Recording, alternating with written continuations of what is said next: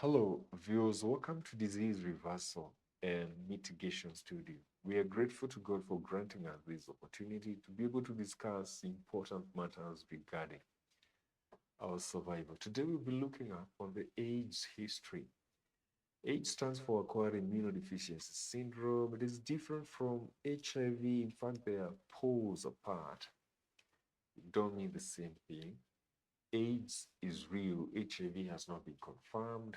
AIDS can be caused by real factors such as severe malnutrition, chronic stress, chronic use of drugs, and even radiotherapy. I'll be giving you very important dates and people who have contributed to the development of the AIDS story.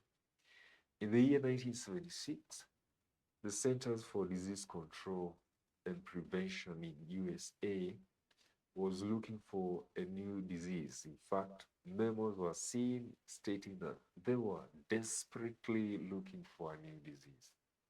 So one gentleman by the name Robert Gallo was in charge of the laboratory of tumor cell biology, and he was researching on viruses as the probable causes of cancer. Remember, viruses do not cause cancer, but he is said to have discovered two viruses, HTLV1 and HTLV2, that were the probable causes of cancer. HTLV stands for Human T Cell Lymphotropic Virus. So these viruses are blamed to causing leukemia. In 1981, there was an outbreak of a disease called gay-related immunodeficiency, or GRID, in San Francisco and New York among the gay men because of their perverted behavior. They were having tumors, infections because of use of IV drugs and also antibiotics, and anal sex. And there was an outbreak, and there was a lot of clamor and fear. And then there were demonstrations everywhere in California and New York. During that time, Ronald Reagan was the president of US. Now, the Graves' disease, which would later be called the HIV disease, started with a gay man. It did not start with a man who ate a monkey in DRC Congo. That's a fake story that is meant to discredit the conduct of Africans. The disease originated in California and also in New York. Now, in 1981, when there's a lot of clamor as to what is causing this disease and demonstrations are happening for Ronald Reagan to provide a cure, to provide a remedy for the disease, around the year 1982 to 1983, the same gentleman we talked about who was in charge of the laboratory of tumor cell biology, Robert Gallo, visited France and was given a sample by another scientist, Luc Montagnier, that is believed to have been taken from a tuberculosis patient. He was supposed to help Luc Montagnier to find out what else is there in the sample in the name of science and good faith. Therefore, Robert Gallo departed from France with the sample and came over to America. And in the process of researching, remember there's a lot of clamor and demonstrations going on. This one brings us to the year 1984, because in 1984, Ronald Reagan was close to the election period. And since he had not provided a solution to the gay-related immunodeficiency, this was likely to cost him his presidency. And therefore, he commanded his Secretary of Health, Margaret Heckler, to look for a quick solution and provide hope to the gay men who are suffering from this disease. So Margaret Heckler liaised with Robert Gallo. They make a press conference on the date of April 23, 1984, to claim that they have discovered the probable cause of AIDS to be HTLV3. Remember, Gallo is said to have discovered two viruses that cause cancer. So because the gay man also had symptoms of cancer, a rare form of cancer called Kaposi sarcoma, so Gallo named his third strain of virus HLV3 as the probable cause of the gay-related immunodeficiency syndrome. In that press conference, they claimed that they are going to provide a vaccine in 2 years. Now, this would have given Ronald Reagan a very good score among the gay men who come from the same state he had come from. Remember, Ronald Reagan was a Hollywood actor. So it seems it went well with Ronald Reagan because on promising that solution, he was re-elected for the second term of his presidency in 1984. But soon after that press conference, remember that was a scientific misconduct. It was against the protocol because Gallo was supposed to present his findings among his peers in a scientific conference and be challenged as to the truth of his position. But he did not. Instead, he chose to call for a press conference. So in 1985, he is developing tests for the virus that he is said to have discovered.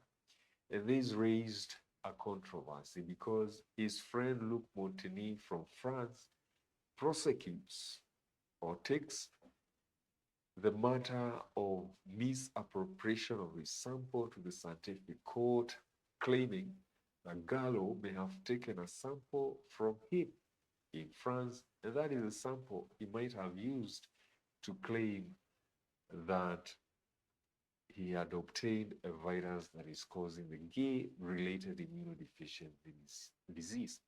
So this was a major case that would have harmed the reputation of US and its scientists.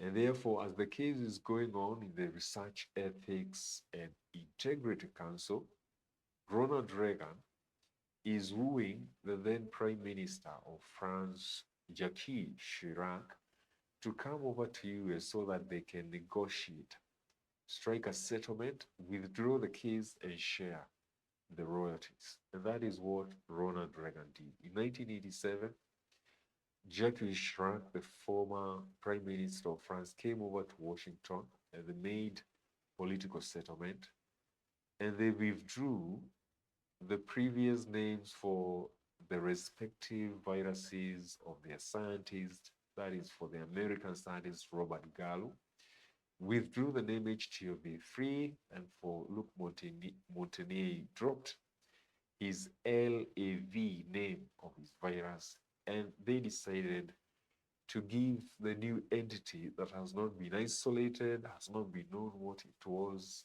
the name HIV. And that was the beginning of the name and use of that name. As to the cause of the Graves' disease, it was a political settlement in the year 1987. So it had nothing to do with the discovery or isolation of the virus. It had everything to do with withdrawing this case in a scientific court as to save the reputation of Ronald Reagan and also American scientists. So because HIV had not been isolated, no one knew what it was. The only way they could have found, the scientists could have found a refuge is to get an assortment of all old diseases, including pneumonia, tuberculosis, fungal illnesses, any other disease, and claim it was being caused by HIV. So they brought together an assortment of about 30 diseases, and they said these diseases are caused by HIV because HIV was not an entity that had been isolated. No one knew what it was. It has not been described. And therefore, the only escapism they had is to look for all diseases and ascribe them to have been caused by HIV. And that is exactly what happened. The other challenge they had is what drugs are they going to use to treat this gay-related immunodeficiency syndrome? So they had two options. The first option was to assume the Graves' disease was caused by the viruses Robert Gallo used to study. They were cancer or leukemia viruses. So as part of the regimen for treatment of Graves', they could use the anti-cancer drugs. The second option they had is to use drugs that were used to treat the tuberculosis patient. Luc Montagnier, the scientist from France, would have used for his patient. So they were divided between using anti-cancer drugs and also anti-tuberculous drugs.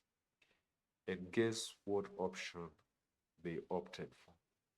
To use anti-cancer drugs. So the first anti-cancer drug against HIV was Inovudine in 1987. So it was a drug that was used for treating cancer in the year 1964, but it was withdrawn because of serious and dangerous side effects. So because of the known side effects profile, they decided to change the name of the anti-cancer drugs to antiretroviral drugs. But the mechanism is the same. They are chemotherapeutics. They are used for treating cancer. They were converted to treating of a virus that has never been isolated and no one knows what it looks like. They only took about 30 old diseases and ascribed them to HIV because an entity you don't know, which disease can you say it causes unless you fake those diseases.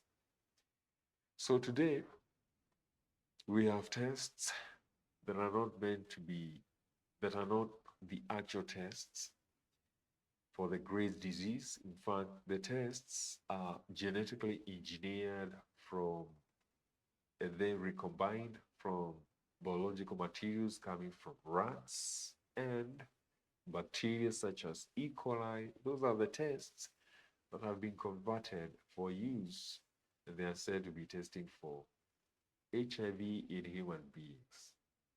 That sounds strange. Genetically engineered tests recombined from biological materials from rats and bacteria such as E. coli are the ones that we are told can be used for testing among human beings. Then we had all the politics, the introduction of condoms, believed that they could protect somebody from getting infected, but this is all nonsense.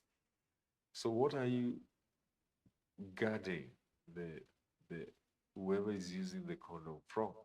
Because this is an entity that has never been isolated. It is not known. It was pulled off from nowhere out of settling a political issue. So since then, we have been using anti-cancer drugs, which have been renamed ARVs for the treatment of the Graves' disease. Some of these drugs are extremely poisonous because they are DNA terminators, and therefore they will cause the same disease that they are said to be preventing. So because of use of these drugs, you can have acquired immunodeficiency, meaning you can knock down your immune system and have the condition we call AIDS, lack of immunity, and you end up dying from Opportunistic diseases as a result of damage of your DNA.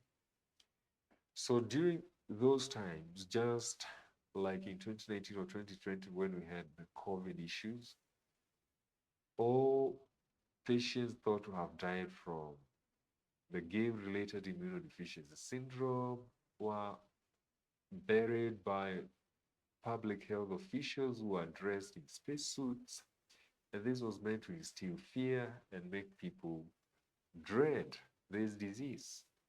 And the same fear that we had in 2020 was also in the year after 1987, especially among the dead supposed to have died from the related immunodeficiency. So people are not allowed to bury their dead. You're not supposed to touch them. They could only be buried by the public health officials. And there was also social distancing. People could be kept at a distance as the burial went on. And people would be buried very fast with the propaganda going on that this was a highly infectious disease. So if you remember what happened in 2020, exactly it happened in the 90s and also early 2000. So anybody who was emaciated, was diarrheaing, and a chronic cough was said to be infected with the AIDS disease. Despite the fact that there were no tests, symptoms could be used to describe an AIDS case. So if you had lost weight, if you're diarrheaing, if you're stressed, if you had chronic cough, you could be branded an AIDS definition. But this was malicious because there was no entity virus that has been isolated, and this was causing a lot of fear and panic. Remember, you can get the same symptoms from tuberculosis, cancer, chronic stress, and all sorts of disease that are metabolically depriving your body of energy. So as people were having panic, they could easily be influenced into using drugs that were also toxic to their bodies. And people are happy to get those drugs. They would give them some temporary relief, but later the same drugs would be a cause of the acquired immunodeficiency syndrome because drugs were knocking down the immunity and destroying their cells. So that is how a combination of so many drugs came to be used, though they were euphemistically named ARVs, but we know they were cancer drugs and they have the same mechanism of action. So up to date, we have people using those drugs. The dosages have been decreased, so they are not causing deaths as fast as it used to be because people used to take, or victims used to take up to doses of 1,500 milligrams. For the drug, they are taking 50 milligrams today. So that is how, by taking slow and small doses, people can live longer, but that does not mean we do not have the cumulative burden of the adverse effects of those drugs. So since that time, the controversy has never been solved, but there are certain milestones we need to remember. In the year 1992, Robert Gallo, who had been accused by Luc Montagnier of France of misappropriating his sample, was convicted by the Office of Scientific Integrity, that is to be exact, in December 1992, and they found Robert Gallo guilty of misconduct regarding the sample that had been taken from Luc Montagnier. So you agree with me that Robert Gallo cannot be a good example, cannot be the person to influence the entire world into believing that he had isolated a virus. He was accused of scientific misconduct and condemned and convicted. Now, in the year 1993, for the first time, a doctor by the name Karim Mullis was given a Nobel Peace Prize in biochemistry for invention of a PCR machine. In this PCR machine, which is used today for calculating viral load, he said that this machine cannot be used for the purpose of working on the viral load because it cannot distinguish between what is living and what is not living. In fact, he said that PCR should not be used for evaluation of viral load. But interestingly, scientists today use the same machine to evaluate and to tell people whether they have the virus or not. And that is fraud. That is not true. It cannot be used.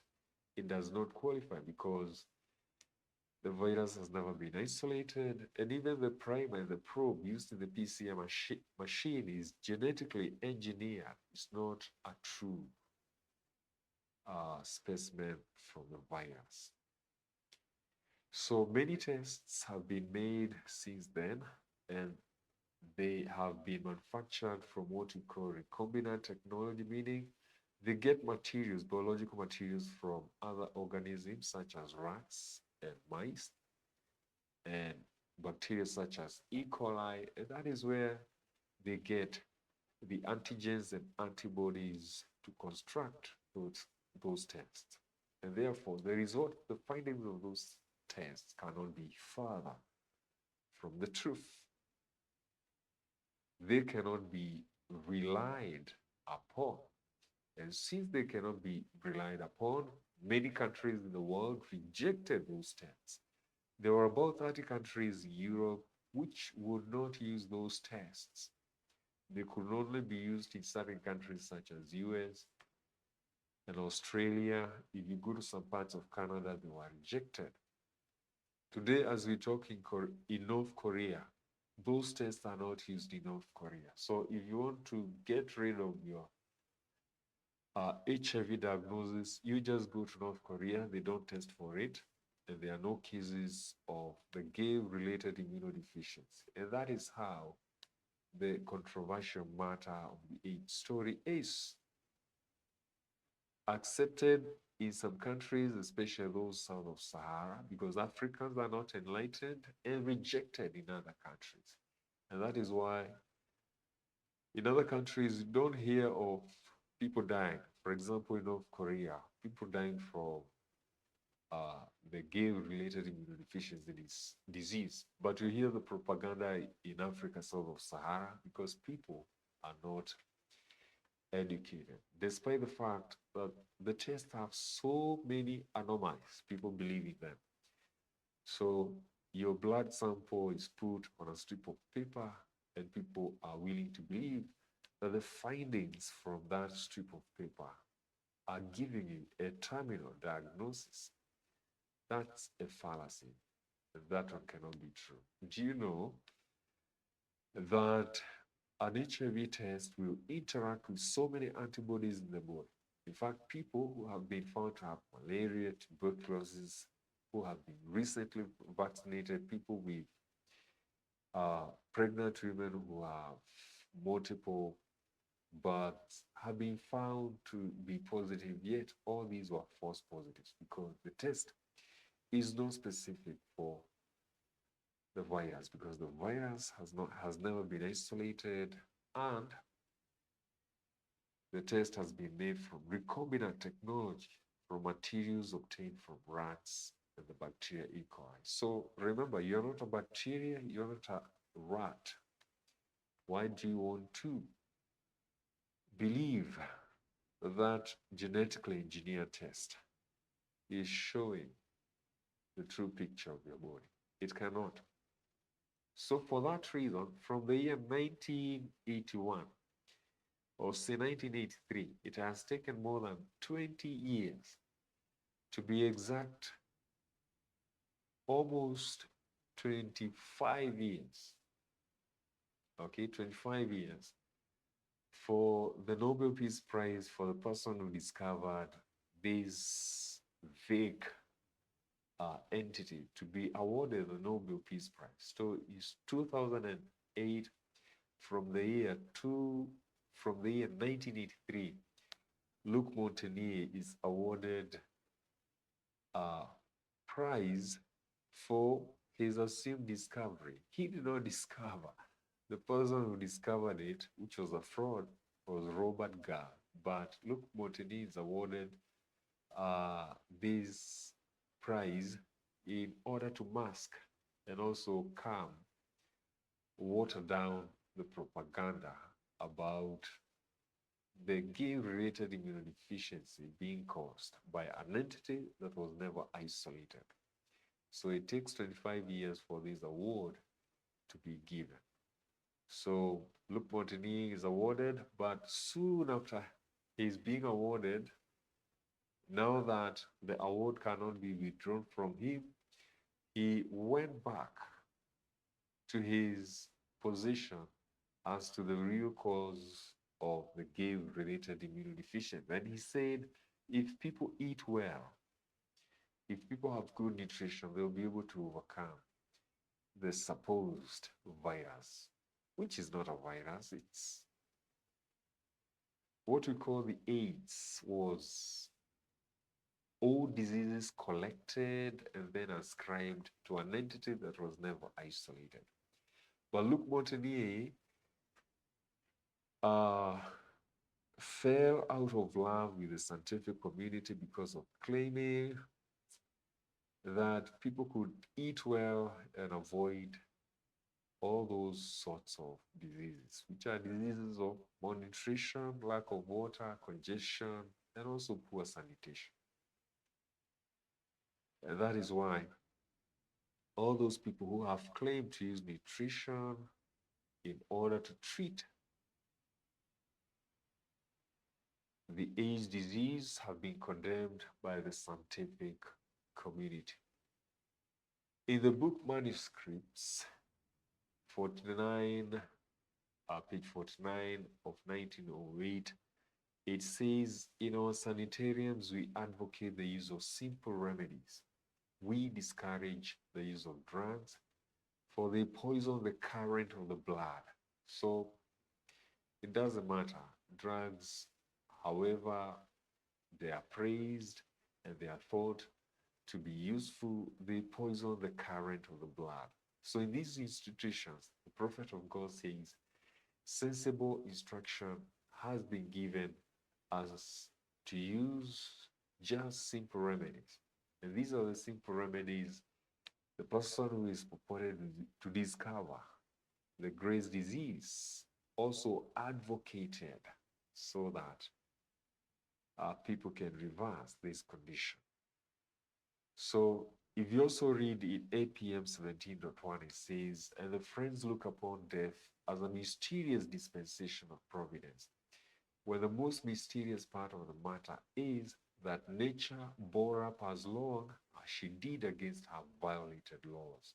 So health, reason, and life were sacrificed in depraved lusts. So when death comes, it's coming because we have poisoned the body to the extent it cannot redeem itself.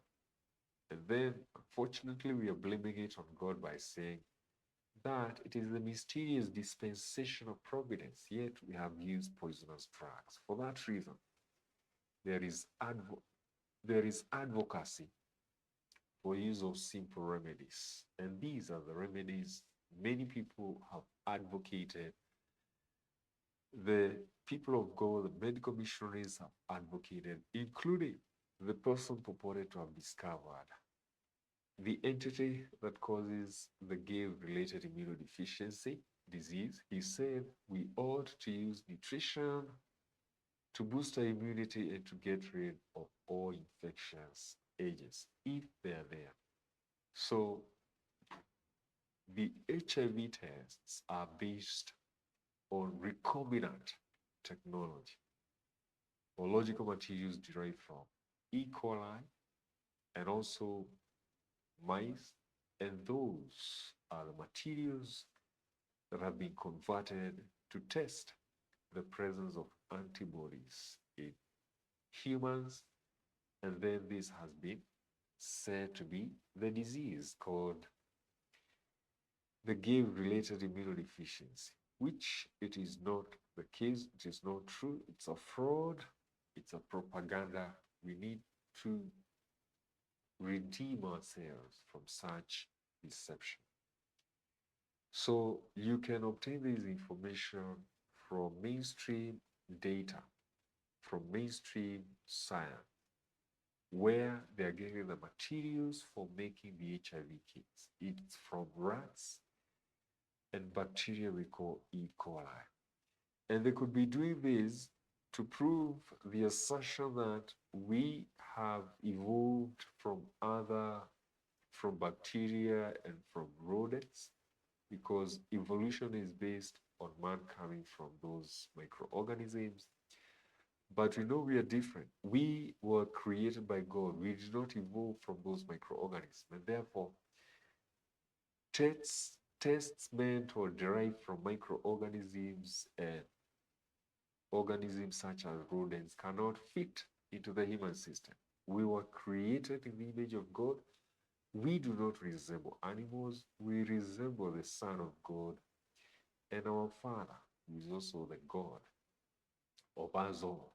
So, only the people who believe in evolution can take such a test, which has been recombined from rodents and bacteria. But for those who believe in God, we are going to distance ourselves from such tests and believe in the body, that it is going to give us symptoms and signs whenever there is an infectious agent, if there can be, that is causing disease in us. Thank you so much. Continue to like, share, and subscribe. Until we meet next time, God bless you.